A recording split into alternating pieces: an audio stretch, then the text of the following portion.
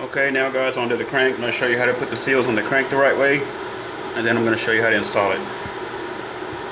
So this is this large seal here with the notches on it is going to go on the stator side of the crank, and it's going to face, the notches are going to face the bearing. It doesn't go on this way, it goes on this way. It'll seal either way, but it's meant to go on this way. So what you're going to do, take and pack the inside seals with inside lips with grease like that. Just try to keep it neat so you don't get it all over the seal, because it'll just make it that much easier to attract dust and dirt. Pack the insides like that. Take your primary drive gear. Your primary drive gear goes on like this. Your notches need to face in.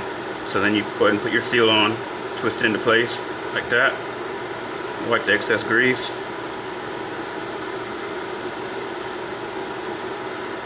And then what you want to do is here on the crank, you want to put a little bit of sealant in the keyway slot because it can leak there. Put a little bit in like that. Put the key into place.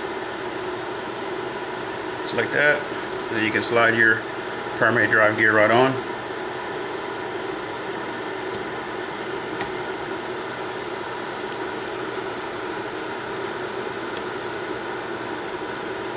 Like so.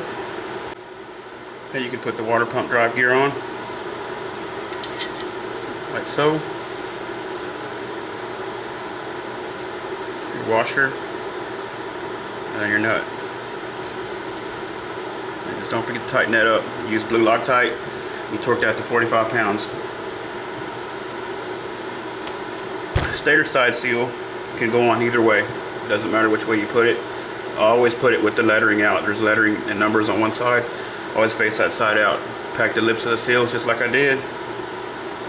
Slide it right on the crank. And that's all there is to it. You grab the cases and we'll set it in. Okay.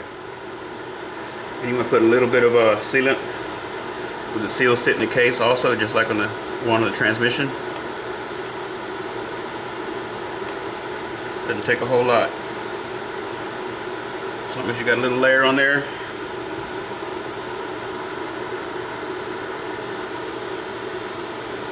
Just like so.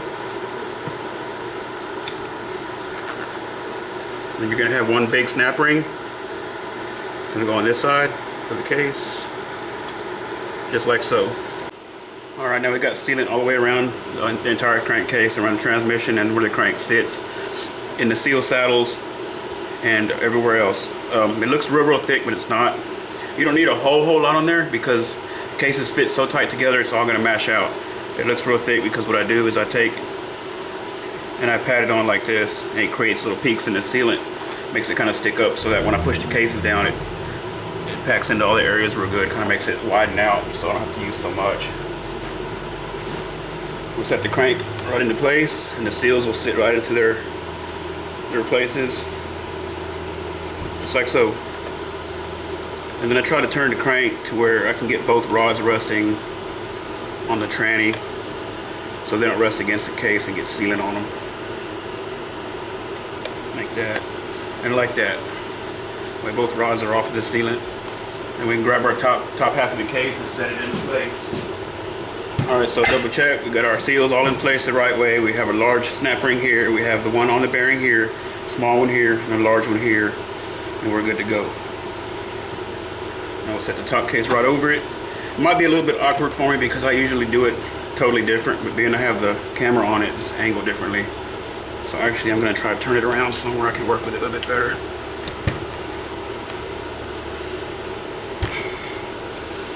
Widen this out.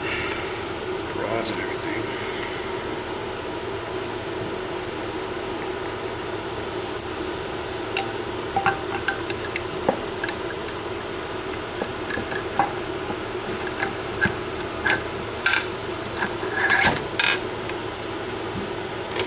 Just like that. And then what I do, reach underneath and put a couple of nuts on.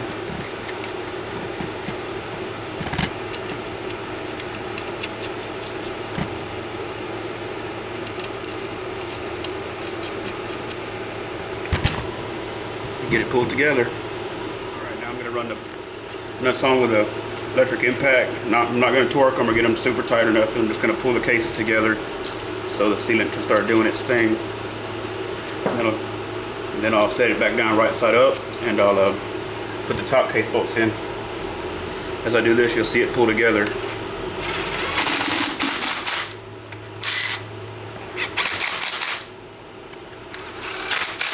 Here comes the sealant.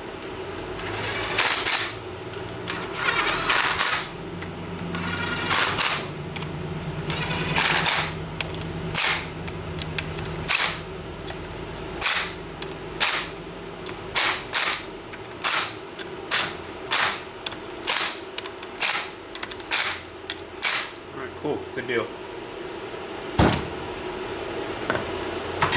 Alright, set it back down.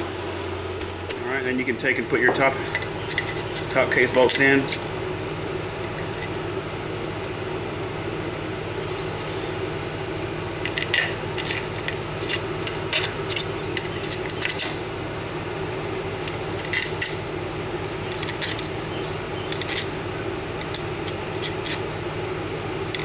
Always go ahead and torque this one. Then I put that shift arm retainer in later when I'm putting the engine together, or putting it in the frame rather.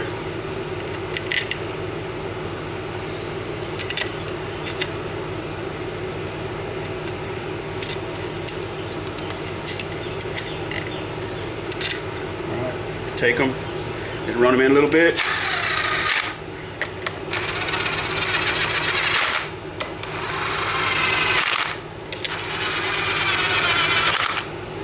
Not tight at all. You want to do that by hand.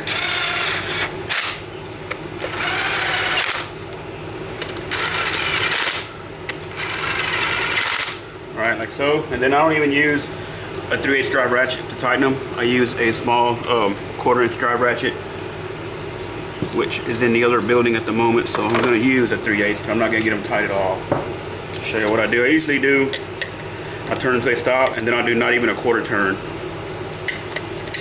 Because they're easy to strip. They don't have to be super tight. Just tighten them until they get pretty firm, and then just give them a little bit. Don't force them at all.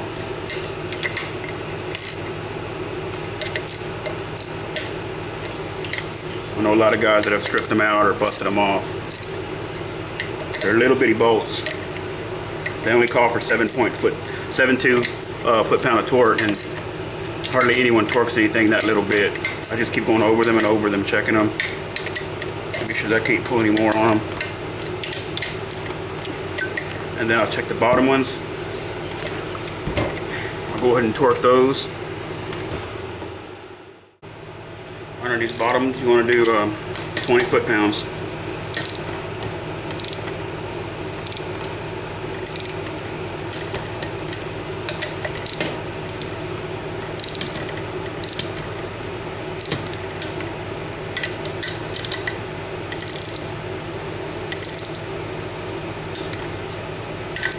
Just crisscross them. You don't have to follow the numbers.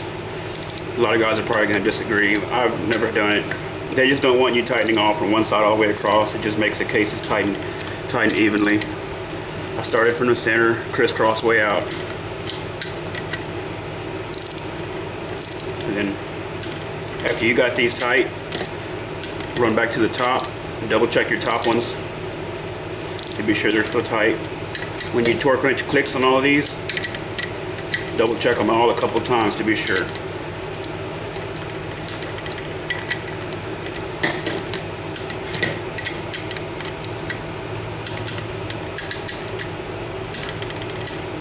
They're already torqued now, so I'm just working my way across.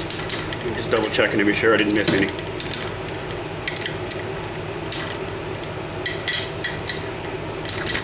Alright, we can turn it back over again. Double check the top.